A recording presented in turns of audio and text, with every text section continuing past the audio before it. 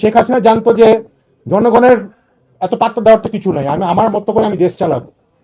Somehow আমার কাছে মনে হয়েছে যে এই সরকারও হয়তো ওই দিকেই হাঁটছে। এখন আপনি বলতে পারেন এই সরকার ওই দিকে হাঁটলে তো 2030 সালে ইলেকশনে তো এই জনগণ তাদেরকে ভোট দিবে না। আমি যদি বলি তারা কি জনগণের ভোটের কভার মানে খুব একটা কেয়ার করছে বা করবে?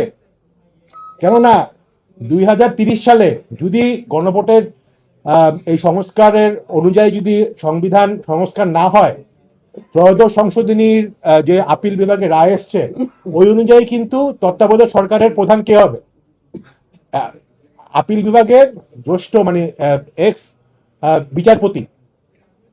আপনারা অঙ্ক মিলায় দেখেন, বিচার বিভাগকে কন্ট্রোল করার মেইন উদ্দেশ্যটা আসলে কি হতে পারে? মেইন উদ্দেশ্য আসলে আমার কাছে মনে হয় 2030 সালের নির্বাচন।